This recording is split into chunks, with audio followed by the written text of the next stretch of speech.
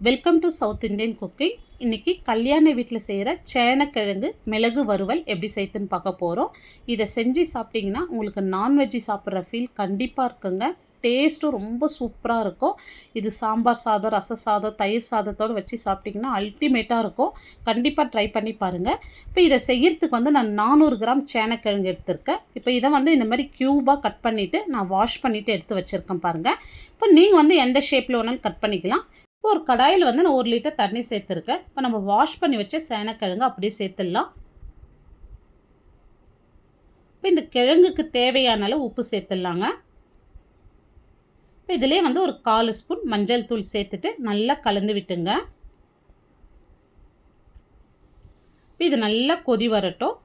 ஒரு 5 நிமிஷத்துக்கு நல்லா வேகட்டும். பாருங்கள், நல்லா கொதிச்சு ஒரு 5 நிமிஷமாக வெந்துன்னு இருக்குது. ஒரு பெரிய நெல்லிக்காய் சைஸ் புளி எடுத்து நான் திக்காக புளி தண்ணி கரைச்சி வச்சுருக்கேன். இப்போ அதையும் சேர்த்துடலாம்.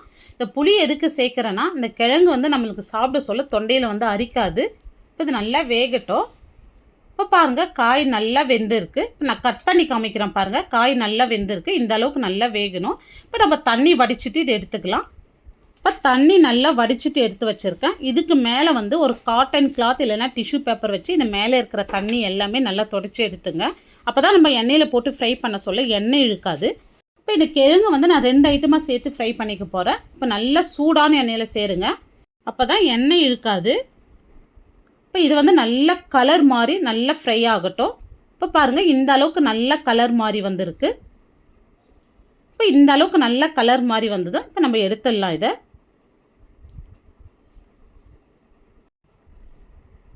இப்போ பாருங்கள், நல்ல கோல்டன் ப்ரௌனாக வந்திருக்கு. இந்த மாதிரி வர சொல்ல எடுத்துருங்க. இப்போ இதே மாதிரி நம்ம அடுத்த பேட்சும் பொரிச்சு எடுத்துக்கலாம். இப்போ ஒரு பேன் வச்சுருக்கேன். இப்போ இதில் ஒரு 2 டேபிள் ஸ்பூன் எண்ணெய் சேர்த்துருங்க. இப்போ எண்ணெய் சூடு இருந்தோ 1/2 ஸ்பூன் சோம்பு. இப்போ இதுலேயே ஒரு 2 பச்சை மிளகாய், கொஞ்சமாக ஃப்ரெஷ்ஷான கருவேப்பிலை சேர்த்துங்க. உங்களுக்கு பச்சை மிளகாய் வேணான்னு ஸ்கிப் பண்ணிடலாம். இப்போ மீடியம் சைஸில் 3 வெங்காயம் நல்லா பொடியாக கட் பண்ணிவிட்டு சேர்த்துங்க.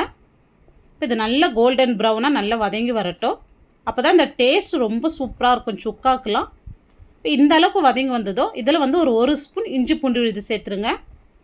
இப்போ இது நல்லா ரா ஸ்மெல் போகிற வரைக்கும் நல்லா வதக்கி எடுத்துங்க.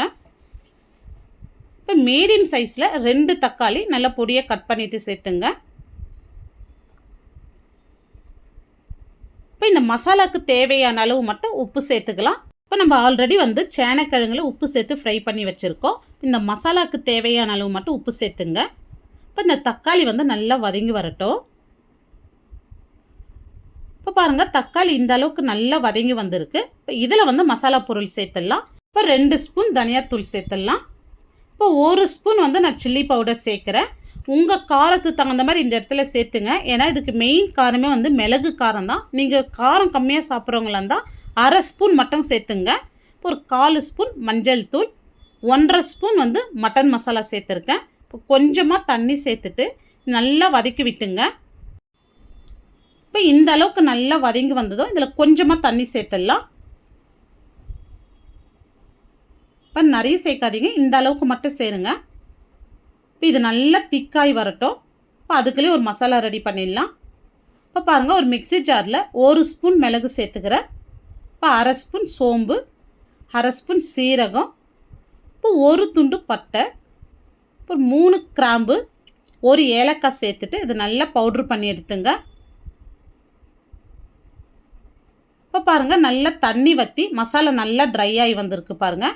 இப்போ ஒரு 1/4 மூடி தேங்காய் எடுத்து தேங்காய் பால் எடுத்து வச்சுருக்கேன். இப்போ அதையும் இதோடு சேர்த்துட்டு நல்லா கலந்து விட்டுங்க. இப்போ இது நல்லா திக்காய் வரட்டும். பாருங்கள், இந்த அளவுக்கு நல்லா திக்காய் வந்திருக்கு. இப்போ நம்ம ஃப்ரை பண்ணி வச்ச சேனக்கிழங்கு இதோடு சேர்த்துடலாம். இப்போ இந்த கிழங்கு இந்த மசாலாவில் நல்லா கலந்து விடுங்க. இப்போ சிம் பண்ணிவிட்டு ஒரு 2 நிமிஷத்துக்கு மூடி போட்டு விடுங்க. இப்போ நம்ம பொடி பண்ண மிளகுத்தூளை இதோடு சேர்த்துருங்க. இப்போ இதுக்கு மேலே பொடியாக நறுக்குன கொத்தமல்லி, இப்போ நல்லா ஃப்ரெஷ்ஷான கருவேப்பிலை இந்த மாதிரி பிச்சுட்டு சேர்த்துங்க. நல்லா வாசனையாக இருக்கும். இப்போ இதை சேர்த்துட்டு நல்லா கலந்து விட்டு சிம்மிலே ஒரு 2 நிமிஷத்துக்கு மூடி விடுங்க.